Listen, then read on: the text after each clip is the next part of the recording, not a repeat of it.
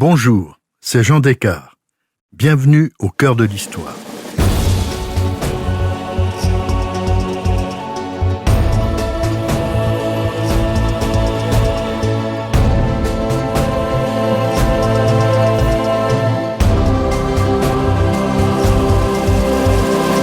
Dans cet épisode en 2 volets, je vous raconte comment il y a 150 ans, le flamboyant Second Empire s'est effondré en une nuit après une dernière bataille héroïque et désespérée contre l'armée prussienne. Seconde partie, la fin de l'Empire. Techniquement, si l'on peut dire, la guerre franco-prussienne de 1870 est due à ce qu'on appelle la dépêche d'Ems. Il s'agit d'un piège diplomatique tendu à la France par le chancelier de Prusse, Bismarck. L'origine est la candidature d'un prince allemand, un Hohenzollern, petit cousin du roi de Prusse, au trône d'Espagne. Cette candidature est recherchée par le gouvernement provisoire espagnol dirigé par le général Prim. Il faut absolument un nouveau souverain en Espagne. Mais qu'il s'agisse d'un Hohenzollern ferait entrer un pays proche de la Prusse dans le voisinage immédiat de la France. L'ambassadeur français à Berlin, Benedetti, exige alors des garanties du roi de Prusse, Guillaume Ier, qui séjourne dans la station thermale d'Ems, à l'est de Coblence. Ce dernier lui répond négativement, il ne s'opposerait pas à la candidature d'un Hohenzollern sur le trône de Madrid. Cette réponse négative est habilement et secrètement transmise au chancelier Bismarck. Ce dernier comprend immédiatement ce qu'il peut en tirer. Le 13 juillet 1870, il déforme le point de vue du roi de Prusse dans un sens injurieux et humiliant pour la France. Le texte, qui est donc largement un faux, est publié par la presse française à la date symbolique du 14 juillet. L'opinion est scandalisée. Sans attendre les explications de l'ambassadeur Benedetti revenu à Paris, sans essayer de résoudre diplomatiquement ce contentieux, le gouvernement français, dirigé par Émile Ollivier, saisit l'occasion de réunir l'opinion derrière lui. Le climat politique français est en effet tendu depuis plusieurs mois, notamment à cause de l'assassinat le 12 janvier du journaliste Victor Noir par le prince Pierre Bonaparte. Ces funérailles, suivies par près de 100 000 personnes, avaient été l'occasion d'une grande manifestation républicaine contre le régime impérial. Le 17 juillet 1870, sous l'impulsion de plusieurs députés, la France déclare la guerre à la Prusse. Elle est tombée dans le piège de Bismarck.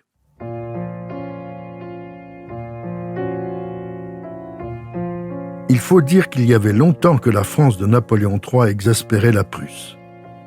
Elle faisait d'ailleurs beaucoup de jaloux en Europe.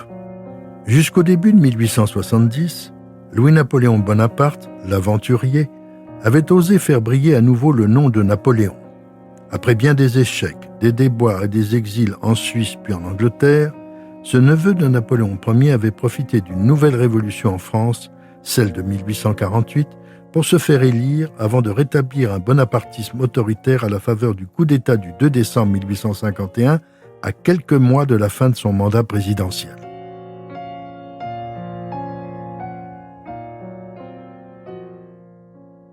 Observant sa campagne électorale qui enthousiasmait les foules, Victor Hugo, qui sera son plus acharné et son plus talentueux adversaire, disait « Bonaparte, ce n'est pas un nom, c'est une idée ».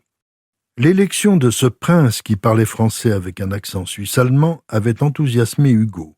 Il faut aussi noter que le neveu du grand empereur, dont le nom était encore magique, avait séduit des millions de Français lassés par la succession des révolutions et des bouleversements politiques. Qu'un Bonaparte soit le premier président de la République française était incroyable et très romanesque. Proclamé empereur 1 an après son coup d'État, celui qui se fait désormais appeler Napoléon III réforme et rénove la France, dont il impute le retard à la Révolution de 1789. Il se donne pour mission d'améliorer la condition ouvrière dans le but d'éteindre le paupérisme. L'empereur amplifie la révolution économique en la rendant utile dans la vie quotidienne. Parcourant la France lors de sa campagne électorale, il avait constaté combien le réseau ferroviaire était limité par rapport à ce qu'il était déjà en Angleterre. En mettant en concurrence plusieurs compagnies, Napoléon III a fait passer le réseau de 3 000 à 20 000 kilomètres multipliant l'exploitation du charbon par 3. Désormais, Paris et les métropoles provinciales sont reliées entre elles. La création de ce tissu social et économique transforme la France et permet à ses habitants de découvrir leur pays. Les déplacements professionnels et familiaux arrachent les régions à leur isolement. Le quartier de la gare devient un rendez-vous essentiel dans l'activité et le transport des marchandises, y compris celui des denrées alimentaires, avec, par exemple, les trains de marée. L'empereur, dont l'oncle avait créé la Banque de France en 1800, fonde le Crédit foncier et de grandes banques comme la Société Générale et le Crédit Lyonnais. Il est le premier chef d'État français à s'impliquer personnellement dans la création d'entreprises, notamment en soutenant la naissance des grands magasins, le Bon Marché, le Printemps, la Samaritaine. Un vrai bonheur des dames. Ces établissements, très vastes, sur plusieurs étages, symbolisent une spectaculaire évolution commerciale. L'entrée sans obligation d'achat, les livraisons à domicile, la possibilité d'échanger un article défectueux ou ne convenant pas, et celle d'acquérir à prix réduit des produits lors des soldes. Tout un univers inédit qui servira de cadre aux talents d'artistes tels qu'Émile Zola. Tandis que le régime impérial, d'abord autoritaire avec le coup d'État, devient libéral, les œuvres sociales et caritatives en faveur des déshérités se multiplient sous l'action conjointe de l'empereur et de sa femme, Eugénie, avec la création, entre autres, des fourneaux économiques, ancêtres injustement oubliés des Restos du Cœur.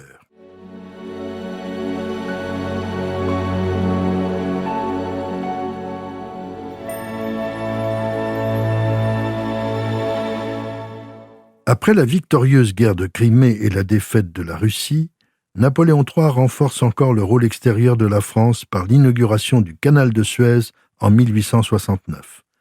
Malgré les obstacles de l'Angleterre et les immenses difficultés techniques qui s'accumulent pendant 10 ans, cet ouvrage digne des pharaons, dirigé par Ferdinand de Lesseps, va modifier le trafic maritime mondial. La politique étrangère de Napoléon III, inspirée par le principe des nationalités, connaît des succès qui dérangent une partie de l'Europe. L'Italie, enfin unifiée, s'affranchit définitivement de la domination autrichienne. De même, l'annexion de Nice et de la Savoie renforce la place de la France et Napoléon III intervient en Europe centrale, ce qui conduira, entre autres, à la création de la future Roumanie. L'empire colonial se renforce en Afrique du Nord et en Asie en s'assurant le contrôle de la Cochinchine et du Cambodge. Et quand le Japon de l'ère Meiji s'ouvre au monde occidental, c'est avec le soutien français.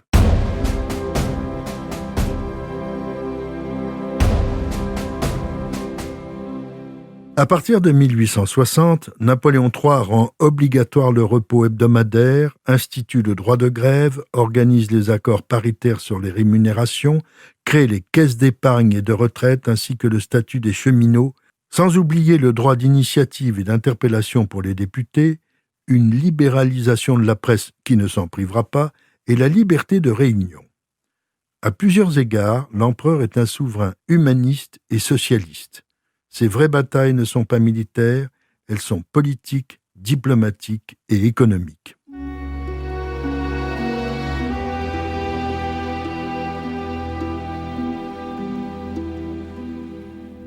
Il est impossible de ne pas rappeler le duo énergique et inspiré que l'empereur constitue avec le préfet de la Seine, le baron Haussmann, faisant naître la plus belle capitale du monde avec ses boulevards, ses éclairages.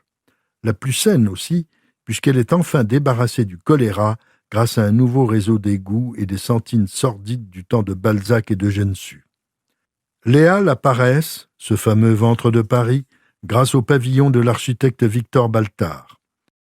Et n'oublions pas la possibilité inédite de traverser la capitale grâce à la Compagnie générale des omnibus et de profiter d'une vingtaine de squares, de 5 parcs, ainsi que des bois de Boulogne et de Vincennes. Le monde entier vient à Paris s'amuser du génie farceur d'Offenbach. Paris est la ville qui donne le ton et lance même la mode de ce règne où la femme triomphe avec l'invention, grâce à l'impératrice, de la haute couture par l'intermédiaire d'un Anglais ayant travaillé chez les soyeux de Lyon, M. Worth.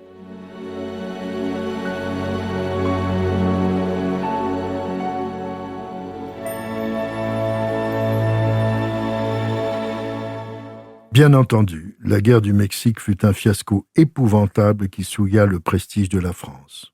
Mais lorsqu'il qualifiait Napoléon III de petit, Victor Hugo se trompait. Napoléon III ne fut pas petit, il fut rapide et moderne. Même Émile Zola, dont le Second Empire est le décor des romans naturalistes implacables, reconnaît que Napoléon III est un brave homme hanté de rêves généreux, incapable d'une action méchante, très sincère dans l'inébranlable conviction qui le porte à travers les événements de sa vie. Mais au lendemain de la défaite de Sedan, tout a changé. Le 4 septembre, le député Gambetta monte à la tribune et lance « Citoyens, la patrie est en danger. Attendu que nous sommes et nous constituons le pouvoir régulier, issu du suffrage universel, nous déclarons que Louis-Napoléon Bonaparte et sa dynastie ont à jamais cessé de régner sur la France. » La séance se poursuit dans un tel vacarme que le député Jules Favre a l'idée de détourner le courant de la révolte. Il hurle « Ce n'est pas ici que vous devez proclamer la République, c'est à l'hôtel de ville. » Et c'est ainsi que sans violence, sans la moindre effusion de sang, la République est proclamée à l'hôtel de ville le 4 septembre 1870 en milieu d'après-midi. Napoléon III et le Second Empire, qui se sentaient si forts au mois de juillet, sont entraînés dans la tourmente d'un seul nom, Sedan. Si cette plongée dans l'histoire de France vous a plu, n'hésitez pas à en parler autour de vous et à me laisser vos commentaires sur le groupe Facebook de l'émission. Je vous dis à bientôt pour un nouvel épisode de Au cœur de l'histoire.